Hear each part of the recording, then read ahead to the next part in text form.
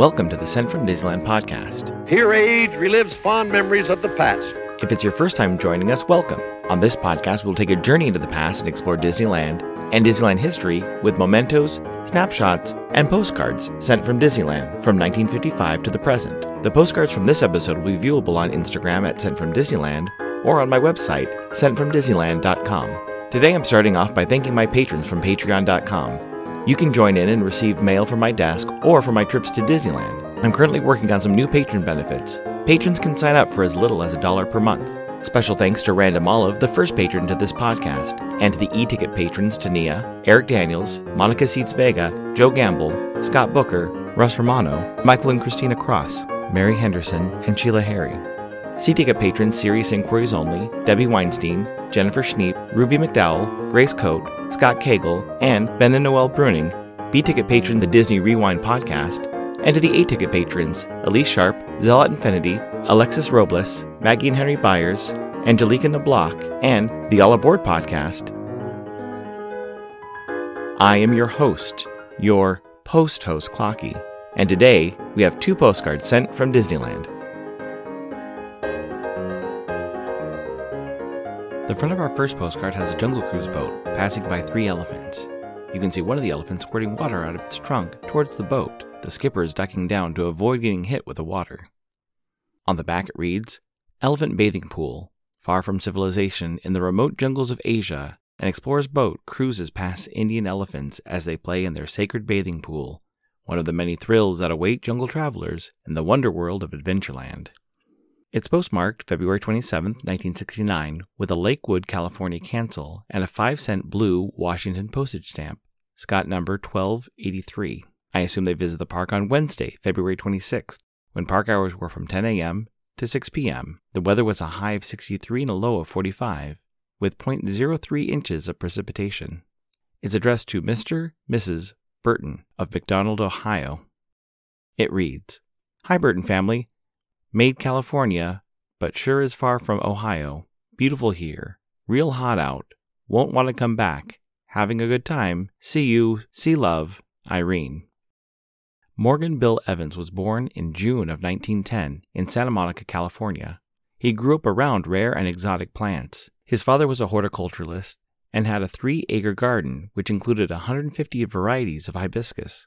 Bill went to Pasadena City College and continued his education in ecology at Stanford. He left Stanford before finishing his degree to help his family during the Depression. The Evans family teamed up to form the Evans and Reeves Landscaping, which was highly utilized by the stars of Hollywood, eventually even Walt Disney. Walt contacted Bill to be the landscape architect for his new backyard railroad. This relationship would blossom when Walt asked Bill and his brother Jack to help with the landscaping of Disneyland. Bill was instrumental in choosing the plants and trees for the Jungle Cruise attraction. In an interview, he even mentioned that the challenge was to organize the plants as if the jungle were not organized at all. Bill was the brains behind planting orange trees upside down to cut costs on buying new plants, and was in charge of finding all the Latin names of the plants to make even the most common weeds seem exotic. Walt and Bill were also able to take advantage of the expanding Southern California freeway system. Bill was able to take more mature trees, which offered more shade than newly planted trees, and place them around the Jungle Cruise, the rivers of America, and around the berm. Bill had a 3-part philosophy when designing landscapes for theme parks. First was shade and shelter for park guests. Second was to hide anything the Imagineers wanted to disappear. And third was storytelling. Bill's knowledge of plants made it easy to find a tree or shrub that covered all 3 principles. The next time you're at the park, look to see what bush is there to hide an electrical box, or as I mentioned in episode 128, sent over a fence to hide transitions between lands. Bill and Walt also used trees along the berm to keep out exterior sounds and to keep guests focused inside the park. I know a few years ago, some of the trees along the berm were removed during construction of Star Wars Galaxy's Edge, and guests could see the Mickey and Friends parking structure while walking from Haunted Mansion towards Critter Country. Thankfully, the trees have been replaced, and the backwoods and forest feeling of Critter Country has been restored.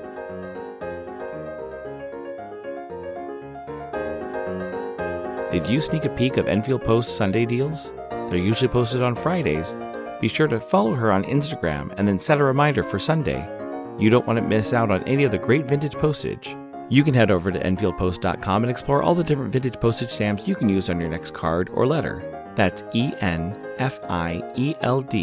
POST on Instagram, and EnfieldPost.com for your wedding and vintage postage needs. Enfield Post is the official postage stamp sponsor of the Sent from Disneyland podcast.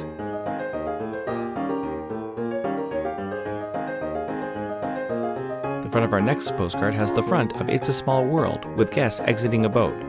You can see some of the topiaries, including an elephant and a bear. On the back it reads, It's a Small World. A gala toy parade begins as It's a Small World's imaginative clock performs the time, an exciting bon voyage for guests embarking on the happiest cruise that ever sailed. It's postmarked September 20th, 1975, with a U.S. Postal Service cancel, plus a rubber stamp which reads, Mail delayed due to incorrect zip code, and an 8-cent Contributors to the Cause, Sybil Luddington, Youthful Heroine postage stamp, Scott number 1559. I assume they visited the park on Saturday, September 13th, when park hours were from 9 a.m. to 1 a.m. The weather was a high of 77 and a low of 64. It's addressed to Emma Sullivan of Florence, Oregon. It reads, 9/20/75. Went here last Saturday. Been packing cart around all week. Everyone fine, having a soda, and been really hot. Bob goes to sea Monday through Friday this week, so we'll be out on your birthday. Your present is coming. We'll be late, I suspect. Bob said he'd written you and thanked you for his gift. Guess the letter got lost, or maybe you've received it by now. I'm working now.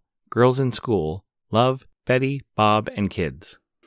I chose this postcard because Bill was the genius behind the process to quickly create the Small World topiary plants. Shaping topiary plants would normally take up to 15 years to get the plant into a desired shape. The standard way was to trim the topiary, usually an olive tree or eugenia, after years of growth. Bill flipped the concept and designed the desired shape with chicken wire and trained the plant to grow into the shape, while trimming the growth that stuck out of the frame. If you look closely at the animal shapes around the entrance and exit of It's a Small World, you can see the boxwood contained with a small metal net. Bill continued to work for the Disney theme parks, including developing the landscaping for Walt Disney World starting in the late 1960s. He retired from the company in 1975, but was frequently brought back to oversee new projects, including parks which opened after he passed in 2002. His theme park landscaping philosophy is still used by his protégés and can be seen in parks like Hong Kong Disneyland and Disney's Animal Kingdom. He wrote a book entitled Disneyland, World of Flowers in 1965. He was also known to smuggle plants and seeds whenever he was working abroad. One former Imagineer mentioned that there are at least 30 to 50 plants now commonly sold in the U.S. thanks to Bill and his brother Jack's ability to smuggle them from South America and Central America. Bill was honored by the Landscape Architecture Foundation, the American Horticultural Society, and many other international botanical and horticultural societies. He has a window on both Disneyland and Disney World's main streets. His Disneyland window reads, Evans Gardens, Exotic and Rare Species, Freeway Collections, established 1910, Morgan Bill Evans, senior partner. It references both his work with the exotic plants for the Jungle Cruise and the freeway trees he was able to collect, some of which might still be in the park today. He was honored as a Disney legend in 1992.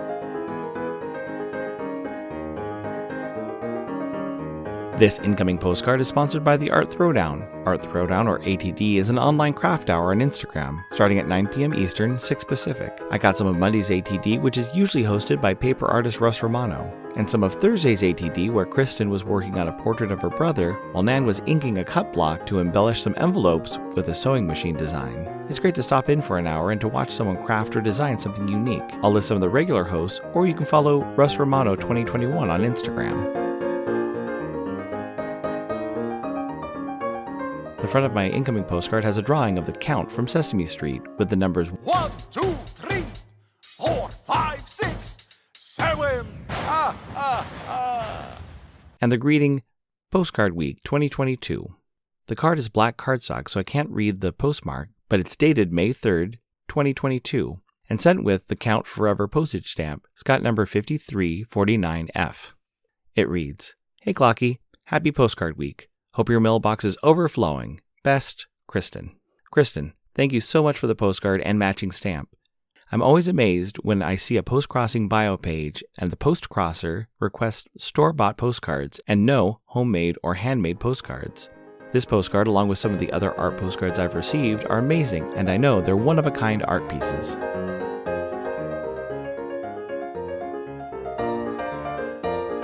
Thanks for listening to Sent from Disneyland. If you enjoyed this podcast, please subscribe and tell your friends. It would be awesome to share your favorite episode. There are over 100 episodes to choose from.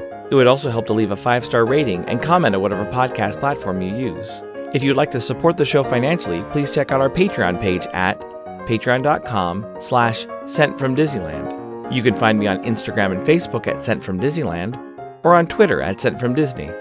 For questions and comments, send me a postcard addressed to Sent From Disneyland, P.O. Box 44, Hood, California, 95639. This podcast is not affiliated with Disney, the United States Postal Service, or any post office or Disney properties. Opinions expressed on this podcast belong to its host and guest of the Sent from Disneyland podcast.